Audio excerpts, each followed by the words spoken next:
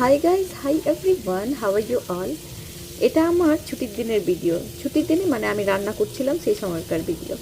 তো এখানে একটু বলে রাখি এই দিনটা কেন স্পেশাল। এটা হচ্ছে আমার ভুতুড়ে রান্না। আমি নিজেও জানি না আমি কী রান্না করছিলাম, তবে আমি শতমূলি বাজার করে এনেছি। আমার খুব শখ আমি বানাবো। এর আগেও একবার এনেছি কিন্তু আমি ফেলে দিয়েছি, কেন আমি বানাতে পারিনি, আর ওটা ফ্রিজে থেকে থেকে খারাপ হয়ে গেছিলো। এইবারে কিন্তু আমি সেটা ভেবেছি আমি বানাবোই।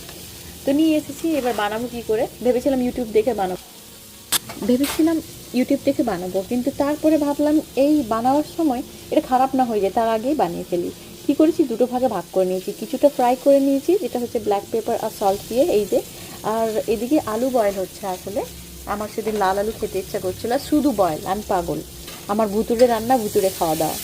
তো হচ্ছে এবার এটা তো ভেজে নিচ্ছিলাম। এটা তো খুবই সুন্দর হয়েছিল, মানে আমি তো পরে খেয়ে নিয়েছি। এটা তো পরে ভিডিওটা দিচ্ছি তাই বুঝতে পারছি।